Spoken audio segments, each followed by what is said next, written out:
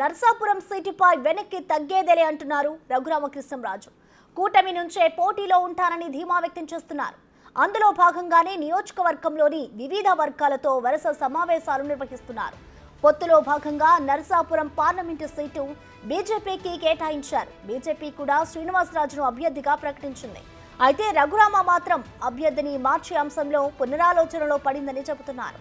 కూటమి నుంచి సీటు రాకపోతే భవిష్యత్ ప్లాన్స్ ఏంటి, పార్టీలోనే నిలుస్తారా లేకపోతే తప్పుకుంటారా అనేది తేలాల్సి ఉంది.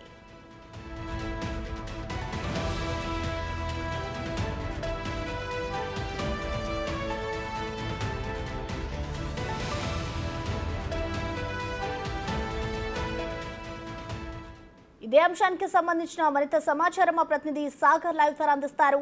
సాగర్, చెప్పండి. ఆల్రెడీ ఇటు బీజేపీ అధిష్టానం అయితే నర్సాపురం అభ్యర్థిని ప్రకటించింది. అయినా కూడా ఇటు రఘురామకృష్ణంరాజు అయితే ఆయన ధీమాతో ఉన్నారు, నాకే టికెట్ వస్తుంది అంటూ కూడా. ఏంటి ఆయన వ్యాఖ్యల్ని ఎలా చూడాలంటారు సాగర్?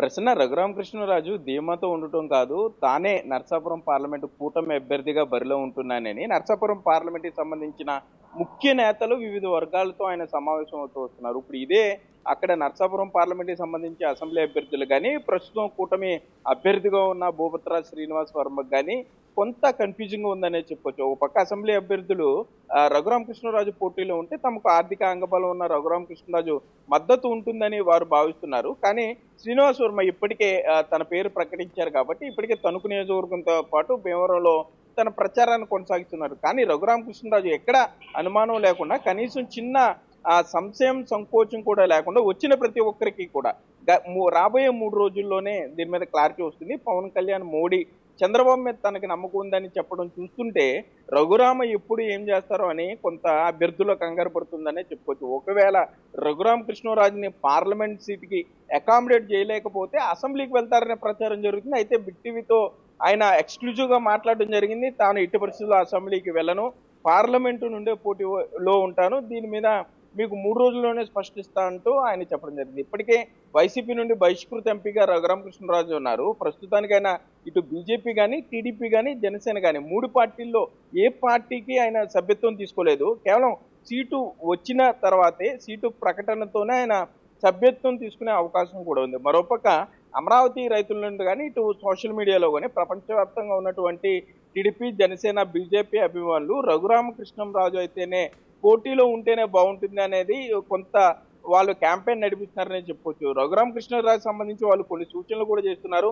ఒకవేళ ఈ 2-3 రోజుల్లో రఘురామ సీటు ప్రకటనపై స్పష్టత రాకపోతే తప్పనిసరిగా రఘురామ స్వతంత్ర అభ్యర్థిగా బరిలో దిగేందుకు కూడా ఆలోచించాలంటూ కూడా సోషల్ మీడియాలో రఘురాంపై ఒత్తిడి చేసే పరిస్థితులు అయితే ఉన్నాయి. అయితే రఘురామకృష్ణరాజు మాత్రం స్వతంత్ర అభ్యర్థిగా పోటీ కాదు, ఎట్టి పరిస్థితుల్లో మ్యాండేట్ తెచ్చుకుంటాను, ఏ పార్టీ అనేది త్వరలోనే చెప్తానంటూ కూడా ఆయన మాట్లాడడం జరుగుతుంది. ఈలోపు నర్సాపురం పార్లమెంట్ కి సంబంధించిన ముఖ్య నేతలతో ఆయన సమావేశాలు జరుగుతున్నారనే చెప్పుకోవచ్చు. ఇవన్నీ చూస్తుంటే రఘురామకృష్ణరాజు ఎప్పుడు ఏం చేస్తారో అనేది కొంత అభ్యర్థుల్లో కంగారు పుడుతుందనే చెప్పుకోవచ్చు. అసెంబ్లీ అభ్యర్థులు కానీ, ఇటు పార్లమెంటు అభ్యర్థులకి సంబంధించి ఒకవేళ రఘురామ స్వతంత్ర అభ్యర్థిగా బరిలో దిగితే తప్పనిసరిగా ఆ ఎఫెక్ట్ తమ మీద, ఇటు అసెంబ్లీ అభ్యర్థుల మీద ఉంటుంది, ఇటు పార్లమెంటు కూడా ఎంతో కొంత నష్టం జరుగుతుంది. కాబట్టి కూటమి పెద్దలు రఘురామకృష్ణతో మాట్లాడాలి. రఘురామకృష్ణరాజుకి ఎక్కడ అకామిడేట్ చేయాలనేది, లేకపోతే పోటీలో లేనట్లయితే ఆయన్ని ఏ విధంగా చూడాలనేది కూడా కొంత కూటమి పెద్దలు మాట్లాడాలంటూ కూడా ఇప్పటికీ అసెంబ్లీ అభ్యర్థులు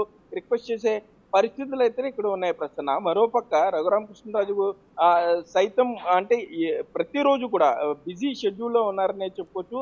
వివిధ సామాజిక వర్గాల ప్రజలను కలవడంతో పాటుగా రైతులు, శ్రామికులు, అక్కడ ఏదైతే పారిశ్రామికంగా భీమవరంలో మిల్లులు ఉంటాయో వాటికి సంబంధించిన కార్మికులందరితో కూడా భేటీ అవుతూ వస్తున్నారు.